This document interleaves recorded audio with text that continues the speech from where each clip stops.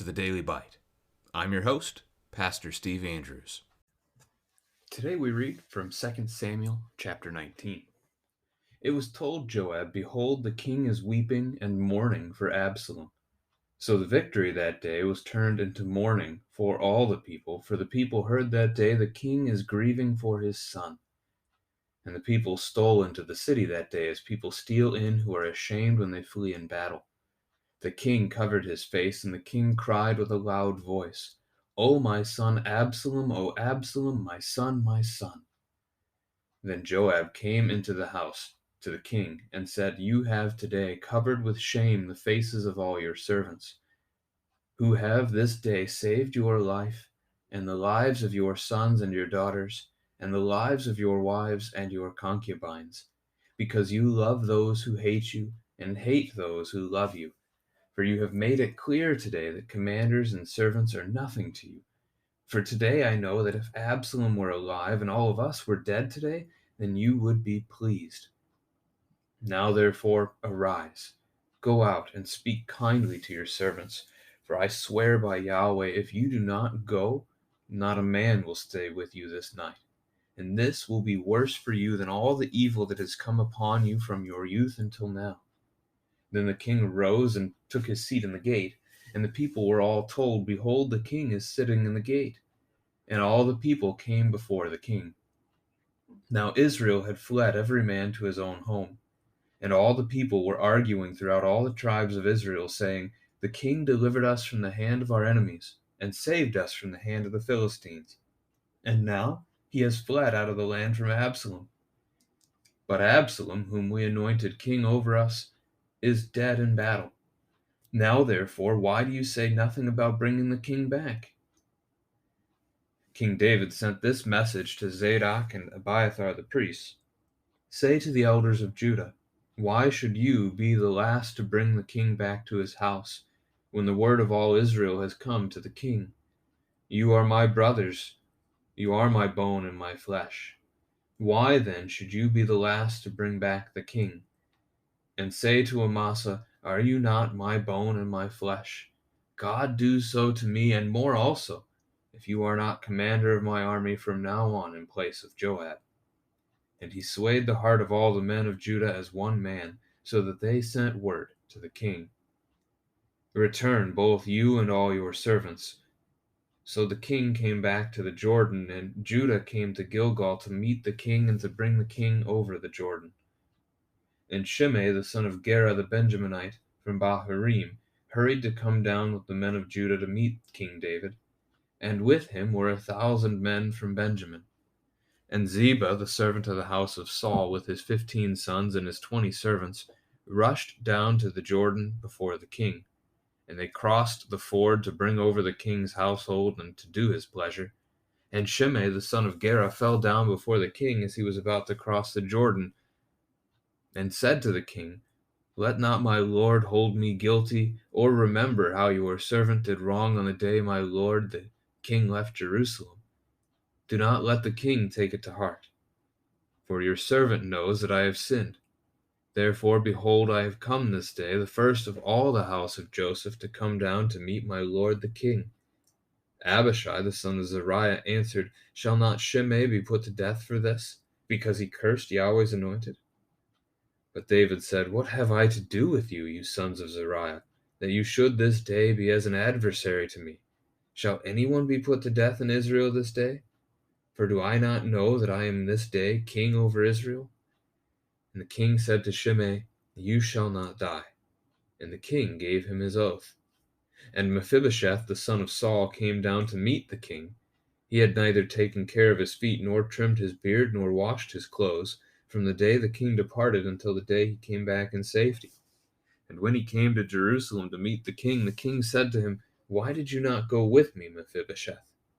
He answered, "My lord, O king, my servant deceived me, for your servant said to him, I will saddle a donkey for myself, that I may ride on it and go with the king. For your servant is lame, he has slandered your servant to my lord the king. But my lord the king is like the angel of God. Do therefore what seems good to you. For all my father's house were but men doomed to death before my lord the king. But you set your servant among those who eat at your table. What further right have I then to cry to the king?" And the king said to him, "Why speak any more of your affairs? I have decided, you and Ziba shall divide the land." And Mephibosheth said to the king, "Oh, let him take it all, since my lord the king has come safely home." Now Barzillai the Gileadite had come down from Rogelim, and he went on with the king to the Jordan to escort him over the Jordan. Barzillai was a very aged man, 80 years old. He had provided the king with food while he stayed at Mahanaim, for he was a very wealthy man. And the king said to Barzillai, "Come over with me, and I will provide for you with me in Jerusalem." But Barzillai said to the king, "How many years have I still to live, that I should go up with the king to Jerusalem? I am this day 80 years old. Can I discern what is pleasant and what is not? Can your servant taste what he eats or what he drinks? Can I still listen to the voice of singing men and singing women? Why then should your servant be an added burden to my lord the king? Your servant will go a little way over the Jordan with the king. Why should the king repay me with such a reward? Please let your servant return, that I may die in my own city, near the grave of my father and my mother. But here is your servant Chimham. Let him go over with my lord the king, and do for him whatever seems good to you."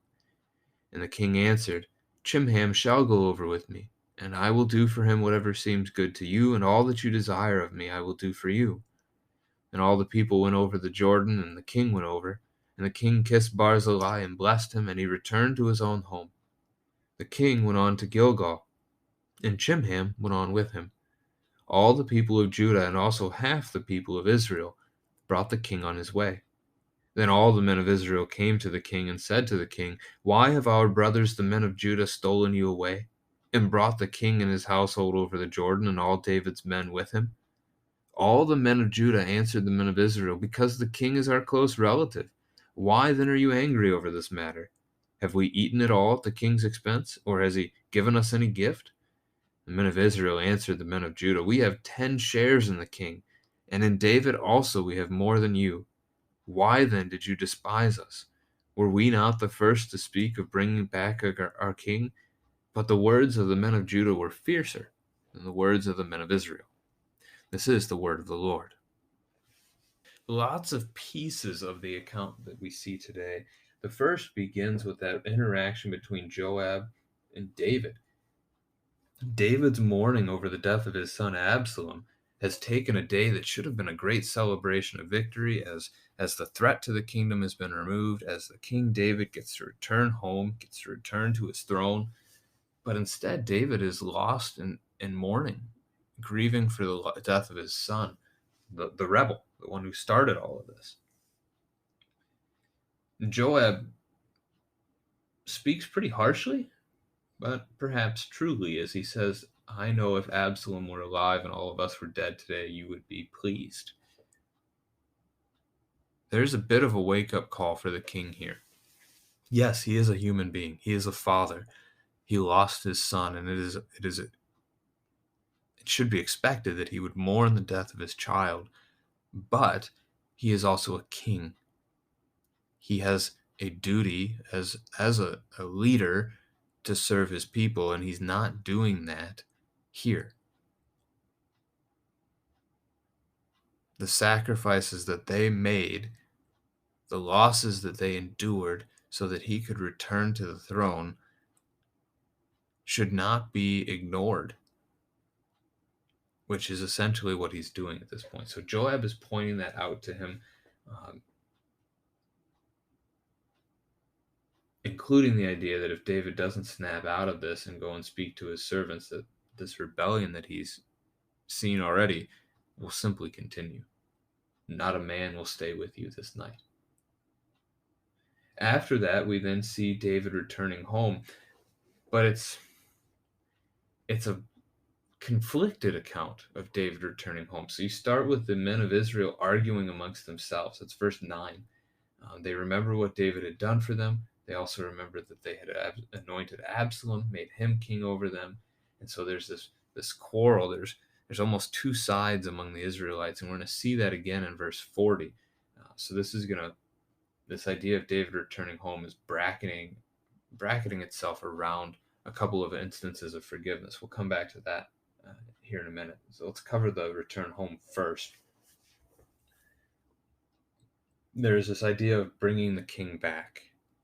It's almost like a parade, a festival, procession, and all of Israel, after that argument, wants to be a part of bringing the king back. It is a thing of honor, a thing of glory. Pride, perhaps, is part of this as well, sinfully. They want to be a royal escort to bring David back to Jerusalem. So that's what you see throughout this section several times. Now, Amasa is taken by David and set up to be the new commander of his army. Why does David replace Joab with Amasa? See if your children can reflect on that, if they can identify what leads David to make this move. We don't actually get an indication in the text that David is aware that Joab killed Absalom. Were that the case, then we could certainly make that connection.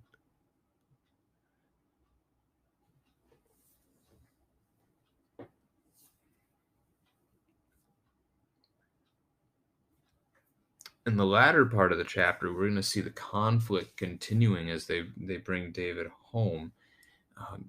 You have the entirety of Judah, which is just one tribe, and half of the people of Israel, which is another 10 tribes, that were able to bring the king on the way. And the Israelites are upset that the men of Judah tried to do this on their own. So you see this. We first had the conflict among those 10 tribes of Israel. Now we have the conflict between Israel and Judah. And this is a conflict that never ends. This is a conflict that in the chapters to come, and eventually as you have to get into the book of Kings, 1st and 2nd Kings, to continue to see this building, within 2 generations' time, this kingdom is going to be split along this line. Judah, the southern tribe, and the 10 tribes of the northern kingdom, they're going to split from each other under David's grandson's reign. Now, in between that, we get these interactions with individuals. So we get the interaction with Shimei, who had cursed David back in chapter 16. He repents. Look at verse 20. Your servant knows that I have sinned. It appears to be a genuine repentance on Shimei's behalf. He has bowed himself before the king. He's turning himself in. He's asking for mercy. And David's going to give him that. You shall not die. Powerful. It's not a great speaking of forgiveness, but it is powerful nonetheless. The punishment for sin is death. And David speaks to Shimei and tells him he will not die. At least not for this. Now, the interaction with Abishai that happens in that context, Abishai was the one back in chapter 16 when Shimei was cursing David. Abishai wanted to go and kill him. David said the same thing there that he says here, as once again Abishai wants to kill Shimei. David says, "What have I to do with you, you sons of Zeruiah?" He is distancing himself from the constant violent tendencies of Joab and Abishai. He's already replaced Joab in this chapter as commander with Amasa, and now we're seeing him once again pushing Abishai away from himself as well. Now, the instance with Mephibosheth is interesting, confuddling. It causes you to wonder which of the two servants is speaking faithfully and truly. Was Ziba's report to David when they were leaving Jerusalem true?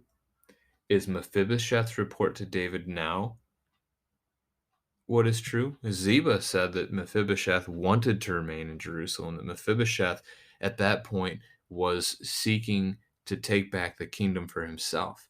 Here, Mephibosheth says that that was all slander. It was a lie, that he instead couldn't get on the donkey himself. Ziba refused to help him and just left him there. Who do you believe? There doesn't seem to be a whole lot of benefit for Ziba in doing that. If Mephibosheth is correct, uh, what does Ziba have to gain? Yes, he did gain Mephibosheth's land from David, but that is assuming David is actually king and comes out of this conflict victorious. Had Ziba remained in Jerusalem, he could have served under Absalom instead. So there was a choice to be made there. Mephibosheth's side, though, we get the note from the author that he had not cared for himself since the king had left. He hadn't cut his beard, he hadn't washed his clothing, he hadn't taken care of his own feet. He was just letting himself go and mourning of the king's absence. So we see both sides of this. In David's response, David chooses not to punish either of them. He even says, "Why speak any more of your affairs?" He just puts it behind. Again, it's not as great as actually speaking the words of forgiveness and bringing about reconciliation between Mephibosheth and Ziba, whatever has happened.